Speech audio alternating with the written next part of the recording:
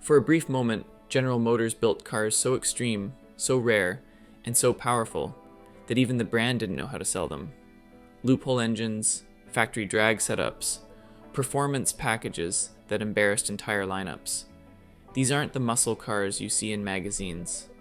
Most buyers never knew they existed, and today, even die-hard collectors barely remember them. In this video, we're counting down 8 of GM's most brutal, forgotten factory muscle cars from the late 60s to early 70s. Cars that could outrun legends and vanish in plain sight. Before we dive in, make sure to subscribe and hit the bell so you never miss rare car histories, insane muscle car facts, and luxury car documentaries you won't see anywhere else. And if you love GM muscle, hit that like button. It helps us bring more hidden classics to light. Number 8, 1968, Chevrolet Biscane L72. At first glance, the 1968 Chevrolet Biscane appears to be an unremarkable, full-size sedan. Built as Chevrolet's lowest trim option, it was designed for fleets, budget-conscious buyers, or anyone who prioritized practicality over performance. No stripes, no sporty badging, no image of aggression, except for one critical option, the L72 427 cubic inch V8. This was the same engine used in high-performance Corvettes. Rated conservatively at 425 horsepower, the figure reflected GM's corporate policy rather than the engine's true mechanical potential. What made the Biscane L72 special wasn't style, it was its lightweight platform. Lighter than the Impala and Caprice, it became a favorite for drag racers who valued raw performance over aesthetics. Chevrolet never separated Biscane L72 production figures, so the exact number built remains uncertain, but historians agree it was extremely small. Those who knew about it understood its potential. Today, Biscane L72s that surface in the collector market command between $150,000 and $300,000, depending on condition and originality. By appearance, it was ordinary. By performance, it was extraordinary.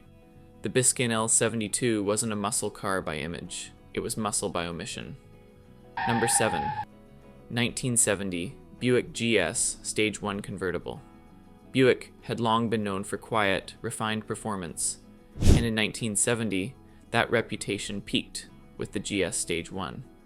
Under the hood, it packed a 455 cubic inch V8, officially rated at 360 horsepower and a staggering 510 pound-feet of torque, the highest torque of any American production car that year.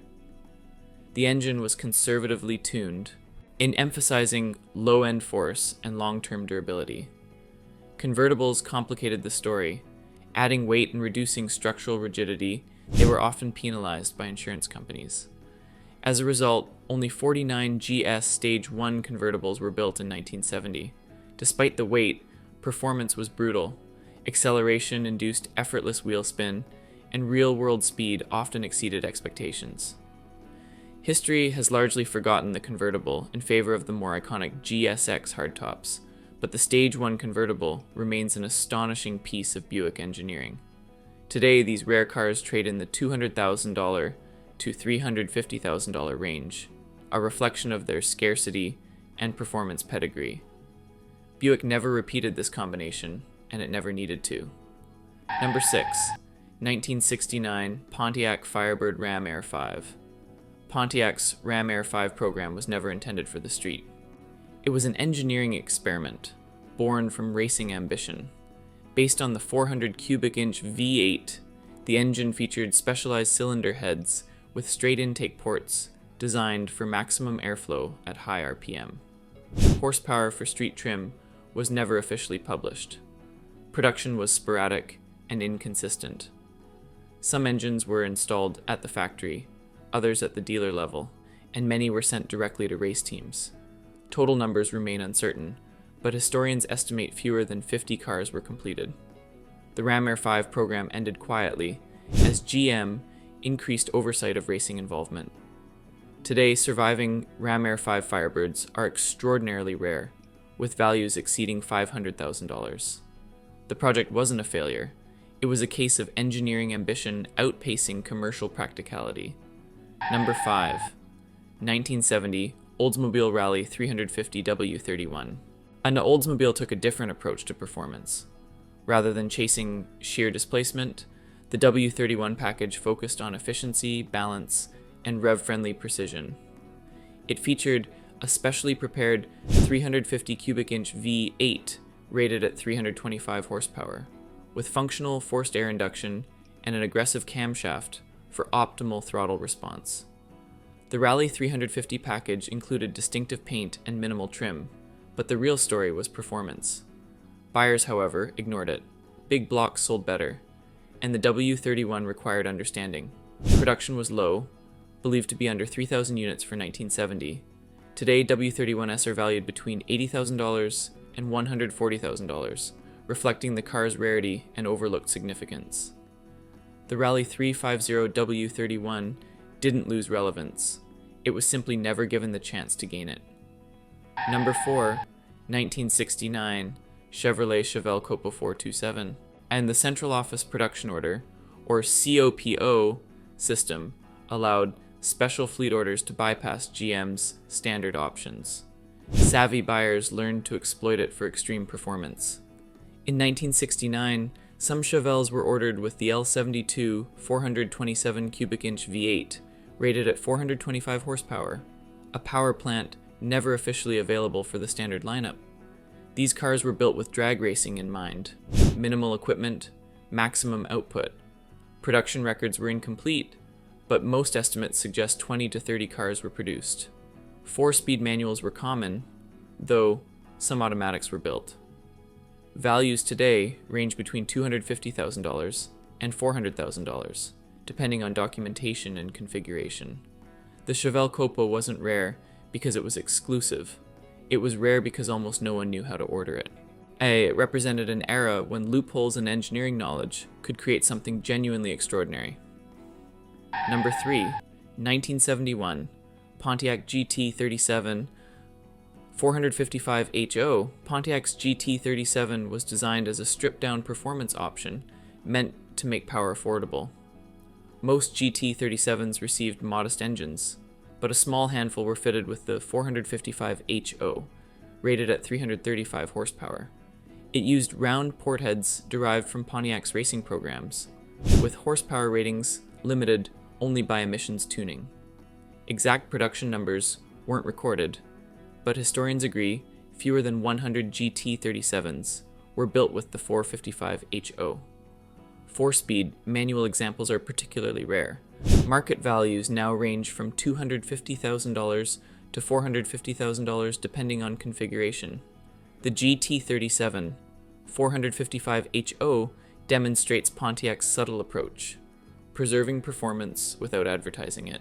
And it was a car that existed quietly, offering raw power to those who knew how to find it.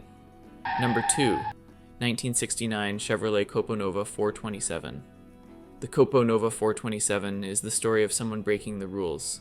Chevrolet officially banned engines larger than 400 cubic inches in compact cars. Through the COPO system, however, that rule was quietly bypassed. The result was a Nova equipped with a 427 cubic inch iron block V8. Most COPO Novas were built for drag racing, not showrooms. Interiors were basic, options minimal, and performance was terrifying. Production estimates suggest fewer than 100 cars were built in 1969, many of which were raced to destruction. Surviving examples are extremely scarce, and when they appear for sale, values range from $250,000 to $500,000, depending on configuration and documentation. The COPO Nova 427 exemplifies the extremes of GM's muscle car era: engineering ingenuity combined with rule-bending audacity. Number 1, 1970 Chevrolet Corvette ZR2. Most enthusiasts know the ZR1, but the ZR2 was the real extreme Corvette of 1970. Designed specifically for drag racing, it paired the LS6 454 cubic inch V8, rated at 450 horsepower, with heavy-duty suspension, brakes, and drivetrain components. comfort options were irrelevant. Durability and performance were the priority. Only 12 ZR2 Corvettes were built in 1970. Dealers struggled to sell them, as buyers didn't understand their purpose. The ZR2 was essentially a factory drag car, a machine built for a world most customers would never enter.